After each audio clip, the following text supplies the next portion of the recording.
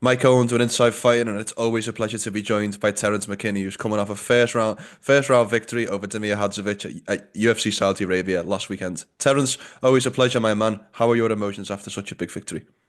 We're doing good. Took the family to Miami. Had some super fire seafood and pasta yesterday.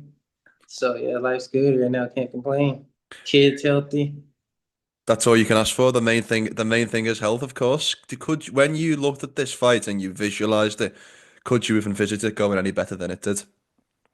I did want the knockout, but I'm still cool with the victory. I played a smart show that I can grapple as well. Show a little bit of everything as a mixed martial artist. So yeah, I'm happy with the performance. God is good.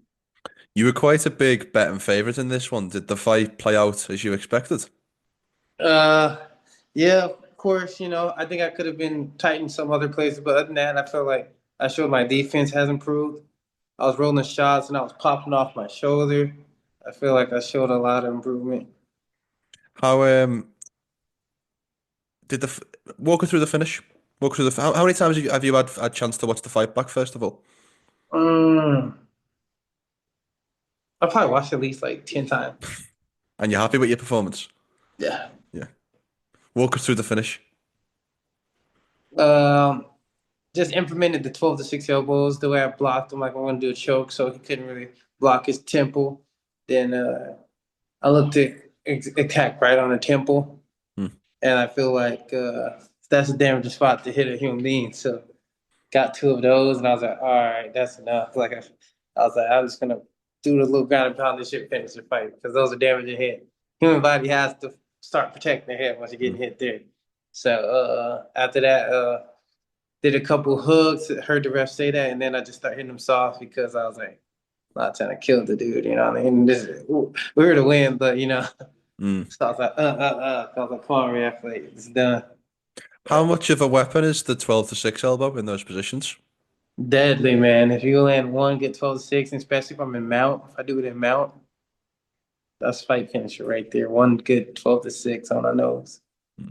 I caught up with one of your teammates, Mike Davis, pre-fight, and he was talking about how you guys at your I can't remember the name of the gym, but there's three of you, isn't there? There's yourself, there's Mike, and there's Lucas Alexander. We're open to go 3-0. I think you were the only one to get a victory. So what was it like first and foremost competing on a card with your teammates? That was huge. Not even if they didn't go their way, but I feel like they showed a lot of skill. I think that just a few small adjustments, just focus on, like you said, our health because he Hmm. wasn't 100%. And then Lucas, bad weight cut. So a lot of things we got to improve on and work on and make sure we're ahead of the game next time and take care of our bodies. What was your experience like fighting in Saudi Arabia? I think it's only the second time you fought outside the US.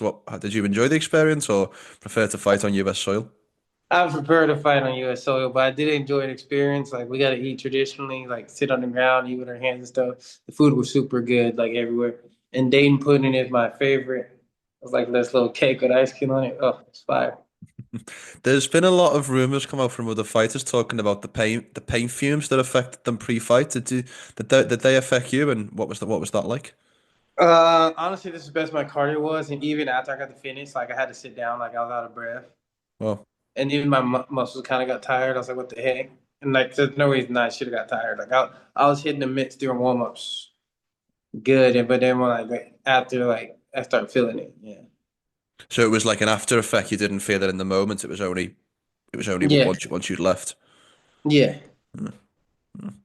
Um, this was a big victory for you coming off the fight against Ribovics. How big was it for you to get back on the horse after the last fight? Uh, I knew everything was gonna work out for us good. It was just a chance to mature. Plus, I just had my daughter January 18th, so losing wasn't an option. I knew I was gonna hurt someone. Gotta feel like there's two kids, bro. I can't afford to lose like McConnell. Plus, I just know I humble myself with God and just know I can't do this without him, and I just gotta put extra work in. It ain't gonna be easy. Like there's nothing in life that comes quickly is ever good. So I'm ready for the journey it's gonna take to become one of the best. Does having going through fight camp with a newborn on the way add any extra motivation when you're preparing for a fight? Well, I got to watch the birth, so like basically like when I go to camp, got in camp, I had like 2 months till my daughter was born. So Wow. so it was like a great motivation the whole camp, and then getting to see a birth was just so surreal that God allowed me not to miss it. Got to see that before I hopped on the plane, so felt good to go out there, and I was like, this one's for her. You know what I mean? I love it. I love it. Um, who would you like to fight next? If you got an ideal date, card, n name in mind? One of the guys I called out is already booked, so I'm off that. But really, I'll fight anyone. You guys know how I am, so I wouldn't mind getting back there in April, maybe on the Miami card, whatever, or Vegas sometime in April. Either way, I'm ready to put a win streak together and get where I belong. And there's no reason I shouldn't be ranked. Matt Volta's ranking, Fairzian's about to be ranked, and I think I have more than enough tools to be one of the best in the world. So I just got to put it together. What do you feel like your position is in the lightweight division? I mean, you're one of the most exciting fighters at 155, but I know that you probably want to get a number next to your name and start climbing these rankings. How far away do you feel like you are from that? I just think I need to just take two to three more smart fights and then a ranked opponent next. Do you think it's more important to take the right fights rather than the next fight? Is it one of those situations? Yeah, I'm just taking the right fights. You know what I mean? Hmm. Taking the right rankings fight, just moving smarter. You know what I mean? Is there one guy in the lightweight division who you look at and go, if me and him are ever locked in a cage, that would probably be fight of the year because me and him would put on such a good fight? Is there one guy you look at who you'd like to fight? Dang, that one's hard. Just it's me and Michael Chandler for sure. Yeah.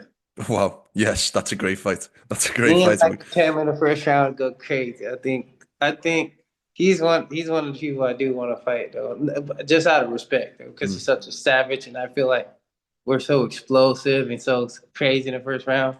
It has no choice but to like be one of the craziest 5 minutes you ever see. For you, is it more important to win the fight or is it more important to entertain the fans?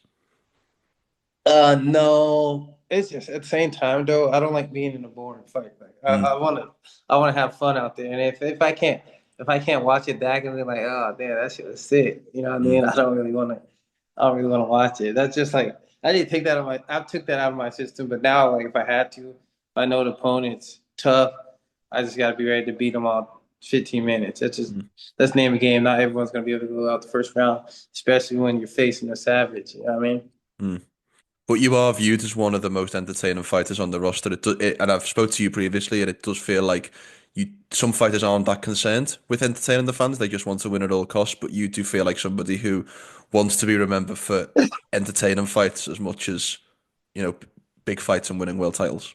Yeah, it just that's just no. It's just like I said. It's just got to be fun to me while I'm out Mm. there. And if I can't watch it back and I see me just holding the motherfucker 3 rounds, I'm like, damn, that's some whole ass shit. I didn't even know you to watch that. Did that? I'll probably be happy to we'll check, but deep down, I'm like, oh man, I should have did this, and that. You know what I mean? Mm. Very well said. I wanted to ask you about the lightweight champion, Islam Makhachev. Is he the best fighter pound for pound in the sport right now? 100%. You can't deny it. Dude can strike with the best. Also, he's tapping people out. Like you know what I mean? Like he ain't just like holding down anymore. Like he's actually tapping people out now. And that Darce is vicious. So right now, yeah, I think so. He's the most well-rounded fighter. Did the result of the Renato Moicano fight surprise you at all? I didn't think it'd be that quick, but yeah, I knew Islam was gonna win though. Hmm. Who do you feel like should be next for the title fight? I want to see Armin or Charles versus Ilia Topuria, and then winner fights for the title. How much success do you think Ilia has if he moves up to 155? Styles make matchup, so really, I heard he be knocking out 170 pounders, so I don't think it really matters. You know what I mean? It's just like once they get on top of him, and there's only a couple fighters that really does that. So, and he's gonna pick the right fights. You know what I mean? Did you say you heard he'd knocked out a 170 pounder? Yeah. Where did you hear that? From the American Top Team, like they talk about like how he just be knocking out. They seem to knock out like welterweights and stuff.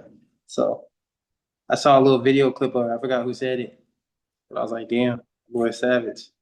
When you look at Islam, what do you feel like would be the keys to defeat the champion in your weight class? What would somebody need to do to have success?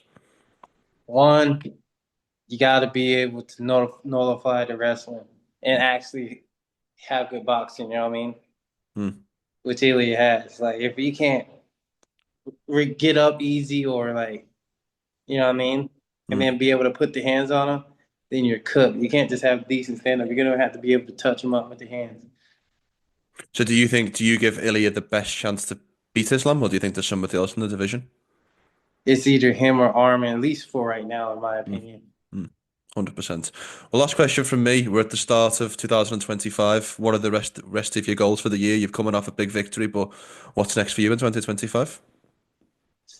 2 to 3 more wins, Lord willing, and then get a ranked opponent beginning of next year, and then yeah, chase for greatness after that.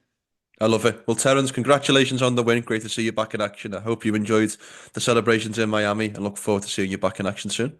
Yes, sir, love, brother. Appreciate your time.